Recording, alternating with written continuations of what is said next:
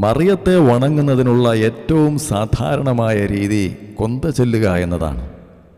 Roman കത്തോലിക്ക സഭ കൊന്ത ചൊല്ലുന്നവർക്ക് ദണ്ഡവിമോചനം വാഗ്ദാനം ചെയ്യുന്നുണ്ട്. ഇതിൻ്റെ യാഥാർത്ഥ്യം എന്താണ് എന്ന് നമുക്കൊന്ന് പരിശോധിക്കാം. കൊന്ത പ്രചരണം ആരംഭിച്ചത് ബൈബിൾ എഴുതപ്പെട്ടിട്ട് ഏതാണ്ട് 1200 വർഷങ്ങൾക്ക് ശേഷമാണ്.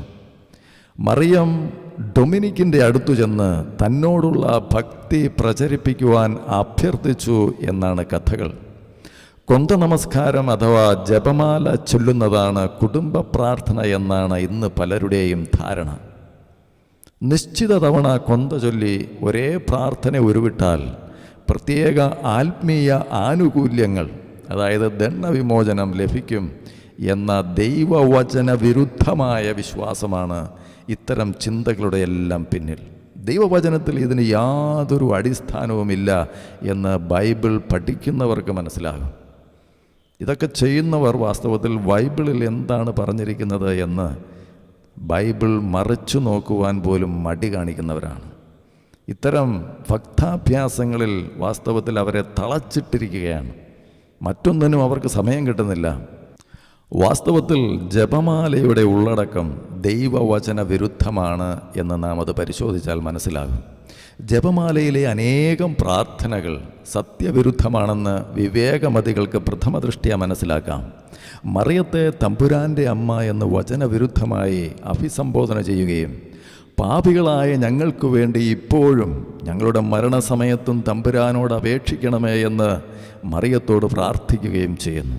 നാം പാപികളാണെന്ന് ഏറ്റുപറയേണ്ടത് യഥാർത്ഥത്തിൽ മറിയത്തോടല്ല, യേശുവിനോടാണ്.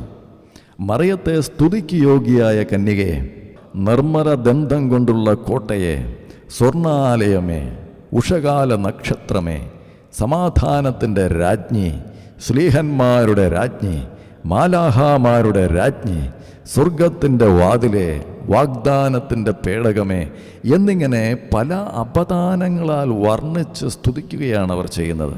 എന്നാൽ സ്തുതിക്ക് യോഗ്യൻ യേശു ക്രിസ്തു മാത്രമാണ് എന്ന് ബൈബിളിൽ, പ്രത്യേകിച്ച് വെളിപ്പാടിൻ്റെ പുസ്തകത്തിൽ നാം കാണുന്നുണ്ട്.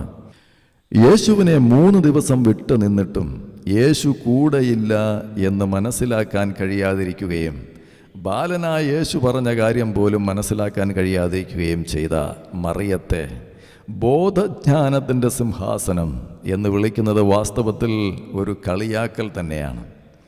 യേശുവിൻ്റെ സ്വന്തക്കാർ യേശുവിന് സുബോധം നഷ്ടപ്പെട്ടിരിക്കുന്നു എന്ന് കേൾക്കുകയും അവനെ പിടിച്ചുകൊണ്ടുപോകുവാൻ പുറപ്പെടുകയും ചെയ്തു. ഇതിൽ നിന്നും മറിയത്തിന് യേശുവിനെക്കുറിച്ചുള്ള അറിവ് പോലും വളരെ പരിമിതമായിരുന്നു എന്ന് വ്യക്തമാകുന്നു.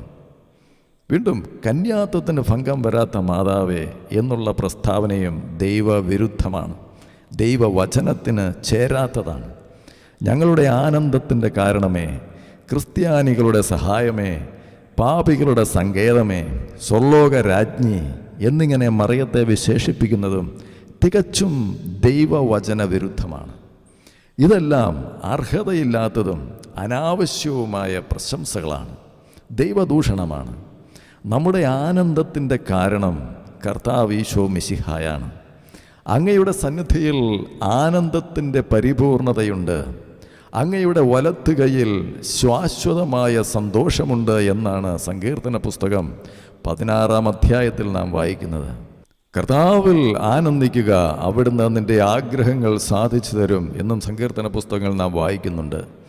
ഇത് ഞാൻ നിങ്ങളോട് പറഞ്ഞത് എൻ്റെ സന്തോഷം നിങ്ങളിൽ കുടികൊള്ളാനും നിങ്ങളുടെ സന്തോഷം പൂർണ്ണമാകുവാനും വേണ്ടിയാണ് എന്ന് കർത്താവ് പറഞ്ഞു.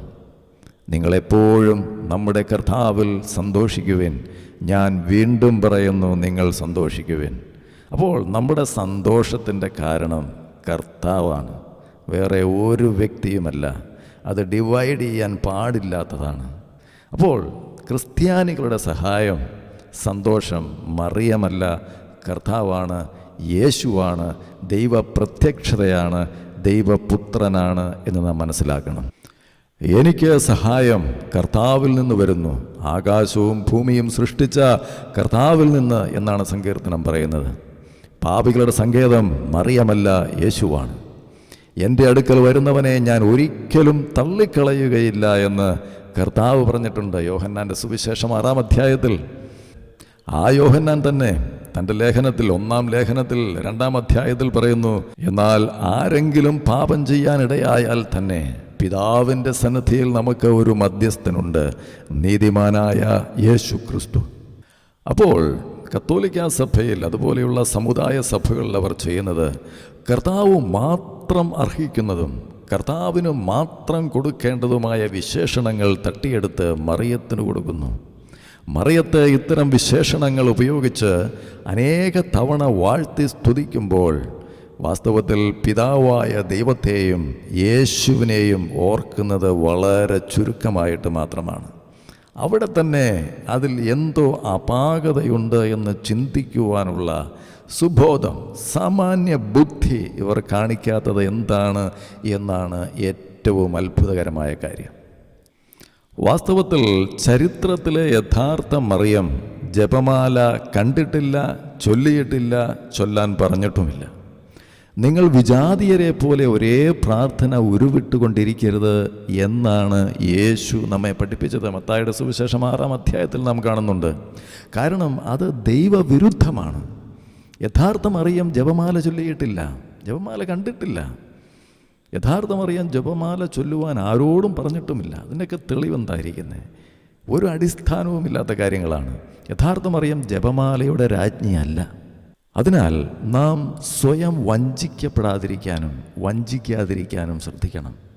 ഇത്തരം ദൈവവചന വിരുദ്ധമായ ആരാധനാ സമ്പ്രദായത്തിൻ്റെ അടിസ്ഥാന കാരണം സത്യത്തോടുള്ള വെറുപ്പാണ്, സ്നേഹമില്ലായ്മയാണ്. അതിനാൽ ഇത്തരക്കാർക്ക് യേശു കുരിശിൽ നിർവഹിച്ച രക്തബലി മൂലം തങ്ങൾക്ക് എന്തു പ്രയോജനമുണ്ടായി എന്ന് മനസ്സിലായിട്ടില്ല. ഇങ്ങനെയുള്ളവർ 2 തിന്മകൾ പ്രവർത്തിക്കുന്നു. യഥാർത്ഥത്തിൽ പ്രാർത്ഥന കേൾക്കുവാൻ കഴിവുള്ള ദൈവത്തെ ഉപേക്ഷിക്കുകയും പ്രാർത്ഥന കേൾക്കാൻ കഴിയാത്തവരുടെ പിന്നാലെ പോയി പൊട്ടക്കിണറുകൾ കുഴിക്കുകയും ചെയ്യുന്നു. എന്തെന്നാൽ എൻ്റെ ജനം 2 തിന്മകൾ പ്രവർത്തിച്ചു. ജീവജലത്തിൻ്റെ ഉറവയായ എന്നെ അവർ ഉപേക്ഷിച്ചു. ജലം സൂക്ഷിക്കാൻ കഴിവില്ലാത്ത പൊട്ടക്കിണറുകൾ കുഴിക്കുകയും ചെയ്തു എന്ന് ജെറമ്യാവിൻ്റെ പുസ്തകം 2-ാം അധ്യായത്തിൽ നാം വായിക്കുന്നു. അതിനാൽ ജപമാലയുടെ രാജ്ഞിയായ മറിയം ബൈബിളിലെ യഥാർത്ഥ മറിയമാണോ, ചരിത്രത്തിലെ യഥാർത്ഥ മറിയമാണോ എന്ന് ബൈബിളിലൂടെ നന്നായി പഠിച്ച് ചിന്തിച്ച് വിവേകം പ്രാപിക്കുവാൻ ഓരോ വിശ്വാസിക്കും കഴിയട്ടെ.